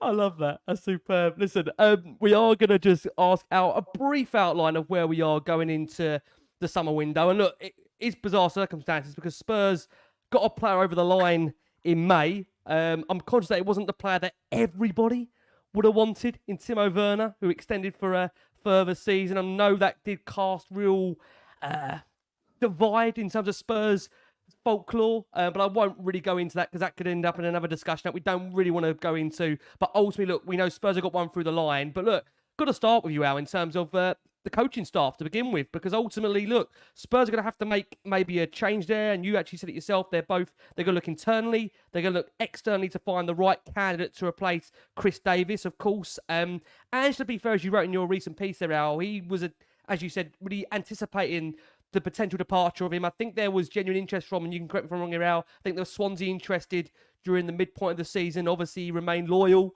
as you can call it, loyal for 6 months. Loyalty these days, many would say that's quite a long time in football, 6 months. But he did stay with Ange and his crew. But yeah, we're in this interesting situation where, look, by right or by wrong, fans have been calling for maybe a change and adjustment to the coaching staff, and they've got to do that by their own advocate because they've lost the number 2. How do you see that playing out? Yeah, I mean, he's got a little bit of time. Obviously, the coaches don't kind of come back and start preparing for stuff until about 4 or 5 days before the players do, which I think is going to be from July the 1st onwards. He's got this funny situation with that we had until Chris Davies went, having 3 coaches who are all kind of on the cusp of wanting to become managers. So he kind of knew, especially with Chris Davies, there was so much demand on him. Swansea he turned down. And that was a big move because that was his former club. Turned them down to see out the season with Ange and the team, and very well liked, very popular, very kind of clever guy, very good communicator, very innovative training sessions as well that he would put on. I've explained this before, so sorry to anyone that's heard this already. It's really interesting the way they split up the training sessions. It's 15 minutes for each coach. They do them over the kind of same amount of time as a match would be to get the players in that kind of match. I think they do it like whatever it would be, 100, however many minutes we play nowadays. It's ridiculous. So they do it to the amount of time, but every 15 minutes they change coach and they do a different part of the session with a different coach to keep them fresh, not let anyone kind of have any moment to relax. And Chris Davies' kind of elements of that were always very, very good. Very good guy for linking up the academy as well, would really work with the younger players and help them through. So he is going to be a loss to that setup. But as you kind of said, I put in my piece, Postecoglou's kind of been ready for this to happen. And now he's got some choices to make. It's whether he promotes from within, because you've got Matt Wells and Ryan Mason, who are both kind of... Matt Wells has been an assistant coach twice under Scott Parker at Bournemouth and in Belgium as well. Ryan Mason obviously has done the top job on a temporary basis a couple of times as well. Obviously much younger. He's still only 32, which is just ridiculous. And makes me feel so old. Just kind of thinking what I've achieved by the time I was 32. I was not on the touchline in a Premier League game. Yeah, he's got to decide. Does he go internally? Both very bright, very highly regarded coaches. I know Mason sometimes he has this stigma, doesn't he, of being part of the old regime and things like that, which I think a lot of that is unfair. He's just a very young coach that actually loves the kind of football Postecoglou plays. The same as Poch. They were the 2 ones where his style more nicely fits. So you've got those 2 are very good options. You've got the option of bringing someone new in from the outside. There's some experienced ones out there. He normally seems to go for the kind of coaches in their 30s, maybe early 40s. He often kind of likes young coaches that he can kind of help improve. And the other option, I guess, is to go for someone he has before, which he's never actually done that I can see in recent memory. Although we do know last summer he had a little look back at some of the ones he worked with at Celtic, Kennedy, Strachan and Kuehl, and back in his time in Yokohama as well. So it maybe isn't something he's entirely written off. But yeah, I mean, I'm intrigued to see who he brings in and whether it ends up being a coach rather than an assistant head coach with one of the other 2 stepping up, or whether he brings in a bit more of an experienced head. It's one of those kind of, I suppose, it being such a big second season, he needs someone that can kind of hit the ground running quite early. Have you got a vibe out? I mean, you said it there, the coaches are going to be coming back at a time frame. When would you think we might get an appointment? Not to put you on the spot, when do you think we might hear some news? Or well, I mean, it has to be done by? It took him 21 days to put together his entire coaching staff. And bearing in mind he knew this was kind of likely to come this summer, you would think he'd have someone in place. Let's see, the coaches would have to be back by about 26th, 27th. So you'd think at least a week before that he'd want to have someone in mind. So, I mean, that's only, about 10 days away? You'd have someone in place, you would think. Again, I don't decide Ange's schedule in any way, so he may not stick to that, but I would imagine you'd want someone through the door and ready and prepared to, like I say, hit the ground running. Okay. Next question. Jace, cover your ears. Al, positional wise going into the summer, have you got an idea in terms of the position Spurs may look to touch upon? Look, of course, we know the window, it's ever changing, it can always change, but do you have a vibe internally from those that you speak to in terms of definitive positions that Spurs ultimately want to look to upgrade at the moment? Yeah, I mean, the priorities are attack and midfield. Another fullback looks like it's likely to be a right back to probably replace Emerson Royale. And then a centre back kind of more towards the end of the window. As in terms of the priorities are more in that attacking and midfield areas. So, yeah, I mean, it's interesting because Ange said when was it? It was in Melbourne that he wanted a couple in before the preseason began. And obviously, like we just said, that's only a couple of weeks away now. So, yeah, they kind of get a bit of a move on. I do think the international tournaments coming this summer has not made that as easy as it would have been in previous summers or in other summers. But yeah, they're the priorities. Attacking slots. Obviously, I think in an ideal world, it'd probably like a winger and a striker. I'm sure if they can get someone that fills both roles, they'll look at that. Midfield, they seem to be kind of looking at 8s and 6s, all players that can play in both. As I did a piece the other day, there's so many number 8s now at the club. It's unreal, especially with the young ones coming through. It's kind of the area that's ended up going from a place last season where they were like shoving Kulusevski into the role as a bit of a makeshift thing to actually, you can have so many different options there. Let's say, again, this is just absolutely speculating, say they were to get an Eze or a Gallagher in. That's a player that can play in that number 8 role as well. And it's like there's so many that will be in that area. But then I guess if you need 2 in a midfield 3, I suppose it's the best to be well stocked in there. And then, yeah, centre back. I'm intrigued to see what he does with centre back in terms of where there's a lot of players kind of headed out the door, and Tanganga, Roden will be heading out as well.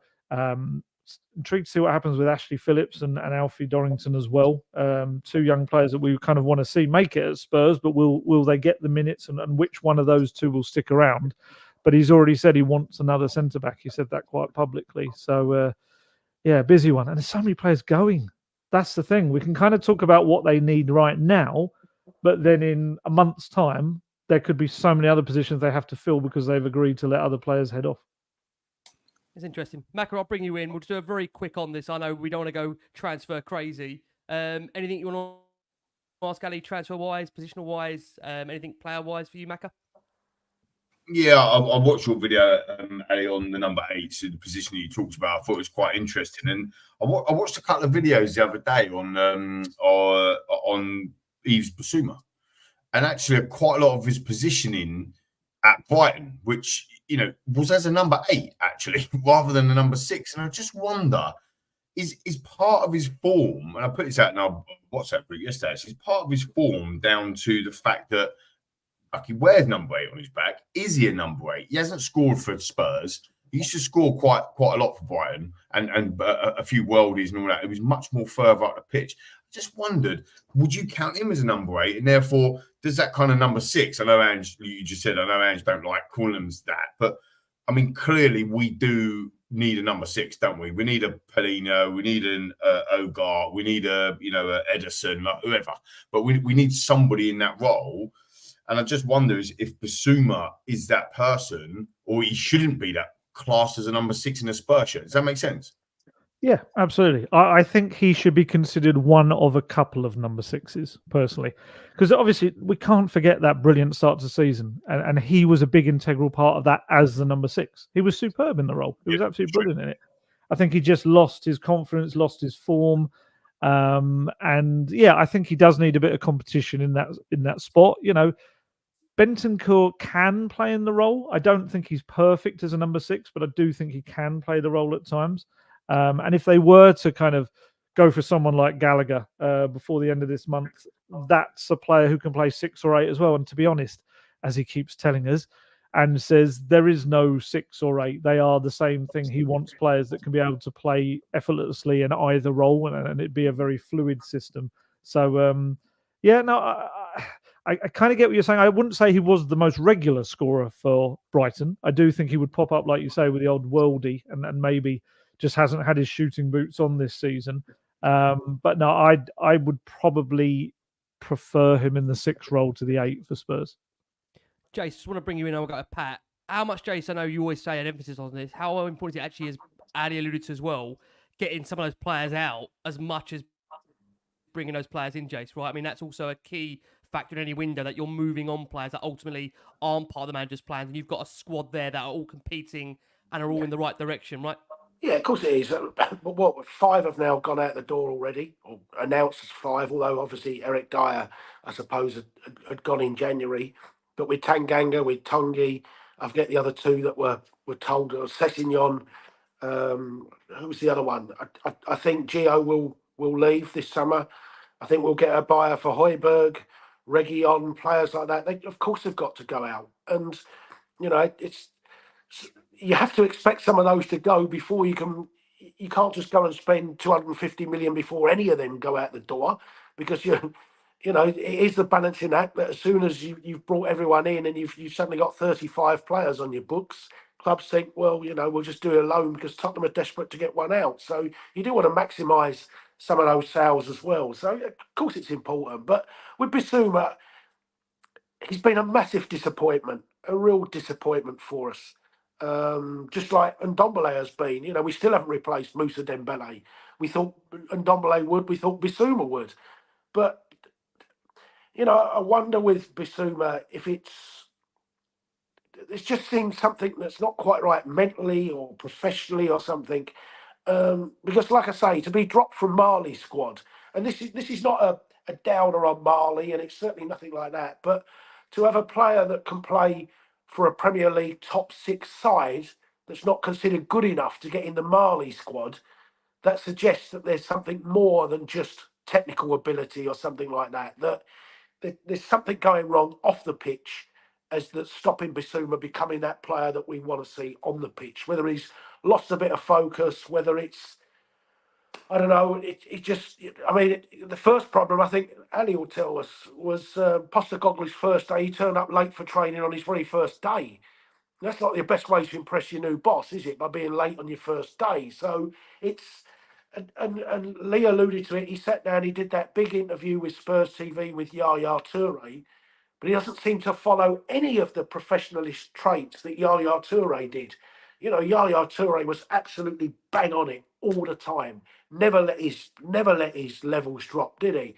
So I think I think you've got to get into Bissouma's head rather than anywhere else to really push him on, and that's going to be the challenge for somebody. It's interesting. I mean, Patty, look, I want to ask Al this as well, but I'll bring it to you as well. I mean, I think there's a lot of excitement around a Swedish talent that is coming on board very, very soon, and of course, Bergval's on his way. I know, again, we've had a lot of contingent of Swedish viewers and listeners asking me, when Ali comes on, make sure you ask about Bergval. How excited are you, Pat, to see what the summer does bring? I mean, again, look, there's loads of names, relentless names that are being linked with the football club across the whole summer. But is there one player there that ultimately could be a shining light that we've not even really thought about in terms of there being an adjustment, he coming straight into the first team if he has a really good pre-season and could hit the ground running, Patty? Yeah, well, Bergval is the guy that you're talking about, really. Admittedly, I don't know too much about him. I've seen the YouTube clips. I'm not going to sit here and say that I've watched him and, the full 90 minutes and I've watched the games in the league that he plays, and I haven't. But from the clips I've seen, he looks scintillating. But I've not gone overboard and got carried away like I did with like Ndombele back in the day, or other players. Even when Emerson came in, we all saw the clips and he looked fantastic. You've been burnt, Pat. Exactly. So I'm trying to keep it a bit more chilled and a bit more reserved. I even put a tweet out on Twitter the other day saying I'm not going to go crazy this summer. I'm just going to chill out and just let things unfold. So obviously Bergval, from what I've seen, he looks fantastic. He's very young, so I don't know if he's going to make a massive impression straight away. But obviously, like Lee said, like Jason has said, these guys will need time. They're not going to be the finished article or the answer straight away. Fans do need to remember that there is a lot going on. There's a lot of moving parts at the moment, but they all sound good. But with that being said, obviously Bergval's another player that isn't homegrown. I wanted to ask Ali, what is our status at the moment with homegrown players? How many more do we need in to kind of hit that quota? And is that the reason why, like a Conor Gallagher or even an Ivan Toney, or these guys are kind of up high in the pecking order? How many more players do we need in to hit the quota for Premier League and obviously for the Europa? 125, I think. It's honestly, every week I feel like I write about homegrown stuff. the issue more at Spurs is as I was saying earlier, is the club trained side. So in the Europa League squad, you'll have 8 homegrown players, but 4 of those have to be trained by the actual club. So in terms of kind of homegrown players, association trained players, they call them, Spurs aren't too bad. There's enough there, but yeah, they could do with a couple more, definitely. It's the club trained, but you can't really fix that unless you went and brought someone back, like a Marcus Edwards or a Kyle Walker-Peters. Someone like that would have to come back to the club. So otherwise, you just essentially got to use someone from the B list of youngsters who are already registered. So you can't really fix that. But yeah, I don't think it's any secret that they're also looking at various British players because just to get those numbers up. But I don't think there's a kind of a set number because as Jace was kind of listing the amount of players going out the door, a lot of those are foreign players. So you are going to naturally kind of lose a lot of those. And Patrick, just on that, when you talk about club homegrown, they have to do 3 years at your club before their 21st. Jeez. Okay. So, I mean, when you look at, say, an Alfie Devine or those young players, if you loan them out too early, then they haven't done their 3 years at your club. So it's vital that, particularly if you bring in like a Will Lancashire that hasn't come literally through your club when he was 12 or 13. I can't remember when Will came, but if you loan him too quickly out, then he will have never done those 3 years before his 21st. So that's another thing that I would imagine that will determine what they do with Lancashire, because they'll want him further down the line to be a club homegrown player, and it's why you have to be really careful at the time you actually loan them out. Yeah, absolutely. I can't remember which it is, whether it's the Premier League or the Europa or the UEFA rules, but there is one of them that allows for a loan, and I can't remember which of the two it is. But yeah, I think that's the Premier League will allow you to loan, but it's Europe that's a lot tougher. Yeah, no, definitely, and of course, Eric Dyer. That's why in Europe he never came as homegrown because he'd done all his formative years in Portugal. So the fact he played for England was totally irrelevant. He was treated as a foreign player. Yeah, he's a mad one. But very excited about Lucas Bergvall as well. I was very, very fortunate enough last month to go over and watch him and have a chat with him. And he is the most probably mature 18-year-old footballer I've ever had to interview. Honestly, he is so. If you would kind of pick someone, have a chat with them and work out which of these kind of young players was going to be able to adapt to life in the Premier League, it would be him, purely on having a chat with him, but also seeing him with my own eyes in terms of the way he's playing. You've got to absolutely straight off the bat you can see straight away it's a lower level of football. Of course it is. Yep. It's a fair few steps down as well from the Premier League. So that's the aspect that he's going to have to adapt to. I don't think mindset, I don't think even culturally anything like that, I think he's going to have any issues at all. He's physically, very Ali? What's physically? that? What's he look like physically compared to 18-year-olds here? Yeah, he's a big lad. He is a big lad. I was doing the interview and looking up to him. He's a tall lad as well. He's definitely, a lot of people within the club, Jurgarden was saying that he's put on quite a lot of muscle in the last 6 months or so. He is really, I guess knows he's coming to the Premier League, so he's preparing for it as well, and they're trying to prepare him too. Skill-wise, yeah, he's got it all. He's fantastically talented with the ball. Technical ability is just ridiculous. His radar of the game. The match I was watching, it was a bit of a mismatch. It was against his old team, funny enough, Bromo Poikana, and they tonked them. I think it was 5-0. I'm trying to remember the score now. But one of the goals, he got one pre-assist and one assist, and the pre-assist was just beautiful. He kind of was running towards the touchline and just played this clever back heel into someone else's path, which no one else probably would have even seen on that ball when he managed it. So all of that, absolutely brilliant. The coaches there, they reckon 6 months probably is going to be roughly his adaptation period that he's going to have to kind of take everything on. But I think, personally, he's one of those who will settle in quite quickly behind the scenes. And I think he's a very friendly guy, very chatty. The likes of like Sonny will be brilliant for him. Sonny will just kind of immediately include him, and I can see him on that side of things being absolutely fine.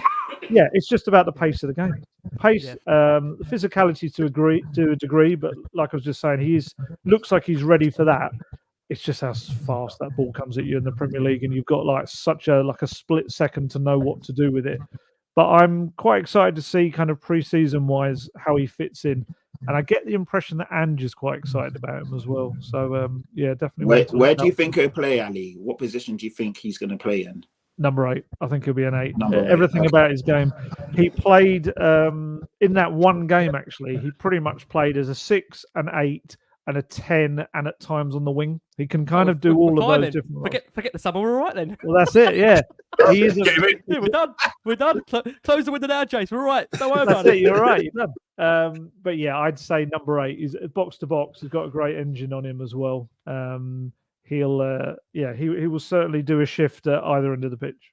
Okay, superb. Look, I want to close it on one final question to Ali, because Lee, Jason, and Pat, you're on this fixture, obviously, release show that we've got next week. So I'm going to save it for you boys, but I need to ask Ali this question. Before I do, it would be remiss of me, because I know, again, there's some speculation out there, which I'm not going to ask out to comment on, because ultimately, look, there's nothing really of any substance at the moment, but there has been some links in Argentina that ultimately that Real Madrid are interested in potentially signing Cristian Romero this summer. Reportedly, they've asked about the conditions to sign him, and they also understand that Madrid consider Spurs chairman Daniel Levy to be one of the most difficult negotiators in football. Now, interestingly, there was a few different articles that Romero has been quoted in over the course of the last couple of months, where there was one saying that ultimately, look, he's not thinking about leaving Tottenham, but admitted that he does analyse offers. But again, he's been very praiseful of Ange. I think Al has also had some again, written pieces recently where he's called Ange a beautiful person. Ange is changing the mentality around the football club. I think really the question now to ask you before I ask you a follow-up final one is, look, is it just important for a player like that they just feel the club is going in the right direction? Because ultimately, look, Romero's been here for now, what I believe is come up to, correct me if I'm wrong, is it his 4th season? I think we're coming up to now, Romero. Might be wrong on that 3rd, 4th season. Yeah. I think a player like that, and similar to Mickey van der Ven, they're going to want to see the club are going to be genuinely ambitious in terms of going into the market and actually taking players that are ultimately going to make Spurs better as a first team as a whole, that can come in and directly affect that first team. So again, is this an opportunity now for Spurs to really show those players that they're in business this summer? Yeah, of course it is. I mean, it's the same every summer, though, isn't it? Yeah. And also, yeah, the Romero stuff, it's just like, okay, so the main guy that everyone was linked with a big move away each summer's gone. Okay, who do we do next? Oh, okay, Romero do. It's just like we kind of feel like we've moved on to another one. I thought Spurs might actually escape that this summer, but it appears not. Yeah, I'm fascinated to see what kind of, whether that is quickly kind of dies a death or whether it sticks around all summer or not. But he's got 3 years left in his contract. You know, what was he signed for? 40-something million pounds. I mean, his fee would be astronomical. I would imagine that Spurs would ask for, because Postecoglou sees him as the leader of that backline. He loves him, absolutely adores Romero, and Romero seems to feel very similar. I actually think Romero's more a Barcelona man anyway, isn't he? I think he, not I'm saying you turn down Real Madrid, but I do think he was always, because of Messi, a Barcelona man. But yeah, Romero's a massive part of what Postecoglou wants to do, the way he brings the ball out of defence. There was some kind of stat we saw a couple of weeks before the end of the season where the most creative player, I think it was in the Premier League, in this little area of the pitch just over the halfway line was Cristian Romero, just because he constantly drives through the ball and plays that ball either down the sidelines or tries to pick out a striker. And obviously, he was top scoring defender in the Premier League as well, wasn't he, last season? He was. Yeah, there you go. Yeah. He was. There you go. That was good timing. Yeah, so Spurs would be absolutely loath to lose him this summer as well. He seems happy enough. All the noises he's making seems to be happy enough. Like I said, you know, if Real Madrid were to seriously come in, whether that changes things is another thing. But yeah, Spurs, as you say, got to show all the players that they're moving in the right direction. There's a real kind of harmony within the squad, which is quite important as well. And yeah, I think getting some kind of deals early in the window is always a good indicator as well, although it didn't stop that person heading off last summer, I suppose. It didn't. And that's why, again, I urge it with caution, because ultimately, look, you never know with the transfer window, as you know as well, how anything can happen at any time, at any day. And look, once it's shut, as I know Jason loves it when it's shut, That's when obviously you know your players are here for those next 3-4 months. Right. Final question I want to ask you, Al. Sorry, it's not an easy one to end on. What is, in your opinion, progression for Spurs next season? In your eyes, what would you say is progression? Every metric being better, and that is league finish, that is goals scored, that's goals conceded, that is, oh please God, silverware would be awesome, but it's just at least showing progress in those competitions with something. If Spurs get to a final and they don't get over the line for one reason or another, at least they've got to that stage. But actually having some silverware in that cabinet, of course, would be massive progression. It would. I would like to see overall progression, though. I know what Pat was saying earlier. I absolutely understand it. The kind of, I'd love a cup, and maybe if you finish 5th or 6th, at least you've got that cup. I want to be greedy. I want the progress in the league as well as kind of trying to do something in a cup. Because I think if you're building a strong enough squad and everything Ange has repeatedly told us about having this big season, and interestingly, he said that about Romero, because Romero was making noises about wanting to go to the Olympics. And Ange was like, no, I want him around because we're going to have a big season next season. And for me, that should be across all fronts. So yeah, that's it pretty much. Progress is improvement on every single metric on that League Cup and across the pitch. Al, can I just ask? Sorry, Rick. Can I just ask? And this is not just to you, Al. This is to everybody. So does that mean that Arsenal have regressed since Arteta won the FA Cup? Because let's be honest about it. They've challenged. They've made a good go of having a challenge, but they ain't won nothing, have they?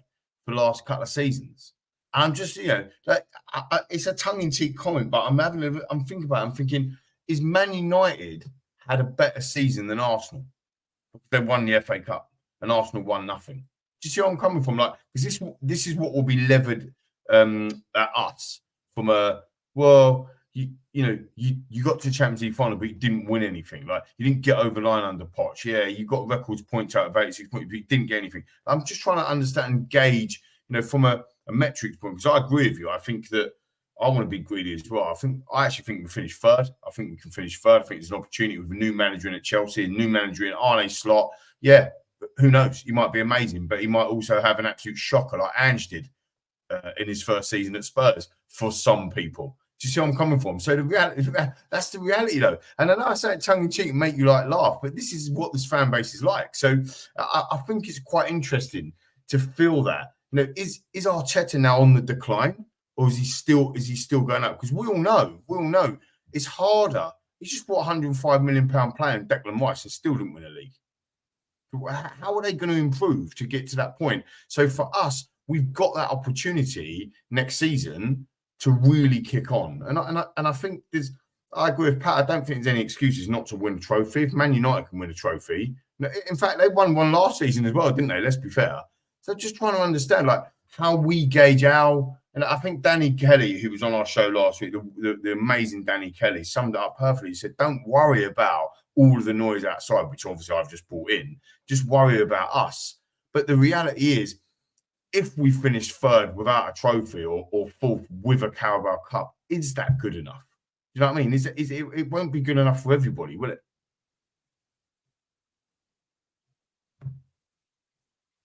And that's it. Silence. It's a hard question. It's like, where do you go from there? I think in terms of progress, Lee, we do need a trophy, but one thing we've got to start doing, when people talk about us winning trophies, and I want us to, we have to start competing more in those away games at Arsenal, at Chelsea, at Anfield. Because, when you look at them, we've won once in the Premier League at Chelsea, once in the Premier League at the Emirates or at Arsenal, or twice, the first year being one of them, and is it once or twice at Liverpool? So, there's pretty much 100 games there, and we've won 4 at those 100. And if you're going to win trophies, at some stage, you're going to have to play those teams. And we know our mental capacity against Chelsea is horrific. So we've shown we can do it. The ridiculous thing is, we've shown we can do it at Manchester City, who's the hardest team to do it against. It's never a surprise when we go and get a result at Manchester City, but at some stage you've got to be ultra competitive in those games, to go to Anfield, to go to Stamford Bridge, to go to the Emirates next year, at least one of those 3 fixtures, and win. Yep. And that would show some form of progress. And then, you know, we certainly can't be sitting at home next year having lost to Arsenal, West Ham and Chelsea. I mean, had 3 losses to them 3. So there's another thing. It's not so much for me a positional thing. Obviously, if you plunge from 5th to 8th, you've gone backwards. But Yeah. if we finish even in the same spot, but we start winning some of those really big games, and you then put a trophy in the cabinet, then that for me is progress. But it's everyone judges it in a different sense, don't they? That was my point. And like, if you look at the Leicester City season, so this is Poch's now 2nd season. So he's done the foundations, his 2nd season. We're challenging Leicester, never top of the league the whole season. We weren't top of that league once. No. But yeah, we bottled it, and Arsenal actually finished above us. We bottled it. If we had a season like that next season, where we're in the race, and then, you know, 6 weeks before the business end of the season, last 8 games, 10 games, and we just fall away like we've done this season, would that be progress, or would we be now going, Ange out, he couldn't get it over the line? Do you see where I'm coming from? Because of course it's progress. If we're challenging for, yeah, of course it is, because that's what Arsenal have just done. And Arsenal have been lauded as like the best team on the planet, yet they didn't get it over the line. So what I'm trying to say is that if we, without a doubt, sorry. if you reach match day 30 and you're within 6 points of top spot, that's progress. Whatever happens in the last 8 games, if you get to match day 30, the run-in, when you start getting to the latter end of March and you're still in there, then of course that's progress from what you've done this year. And I take the question of Ten Hag's winning a trophy. Arsenal have had a much better season than Man United. They have done. You know, I'd sooner be in Arsenal's position going into the summer than I am in Man United's position. That's for sure. Wow, and that's what I mean. And they won the trophy. That was my point, and that's quite interesting. Who'd you rather be? That's horrible, but who'd you rather be? Arsenal or Man United? Man United got a trophy. That's the day out of Wembley. They got the FA Cup. Takes us to 9 FA Cup wins. I think the great thing about progression is that ultimately everyone's got their own view of what progression is, and that's a debate that really could ultimately change the views of many different people ultimately on it. So look, we're going to leave it in terms of that question, because that could really derail where we go on this show. I want to say a massive thank you to the panel that have joined us, to Macca, to Jason, to Patty, and of course to the wonderful Alasdair Gold. Al, look, I've got to say, there's been over 5,500 that watching this show live. Al, for those that don't know where to find you, I can't remember even saying that, where can they find the wonderful, splendid work you do, and you keep us sane in this Spurs community? Where can they find you, Al? I'm all over the place. Yeah, Football.London, on YouTube, on the podcast with Guesty, Golden Guest Talk Tottenham, and yeah, just lurking around somewhere, no doubt, annoying Ange Postecoglou. Well, listen, we're looking forward to more of it next season. Again, from all of us here, I think I can safely say from all of us, thank you for keeping us sane at times where I think we all go over to you for our ear of needing somebody that's going to calm us all down for the good, for the bad, for the ugly. Listen, we can't thank you enough. And again, for finding the time for us, Al. We know time's precious over the summer, so we can't thank you enough. It's an absolute pleasure. Honestly, I always enjoy it, and that's why I keep coming back. Love it. Listen, you're a diamond. Can I just say again, thank you so much to our watching audience, to our viewers and listeners around the world, from myself, from Lee, from Jason, from Pat, from the wonderful Alasdair Gold. We've been the last one on Spurs. Please keep safe, keep well, and as always,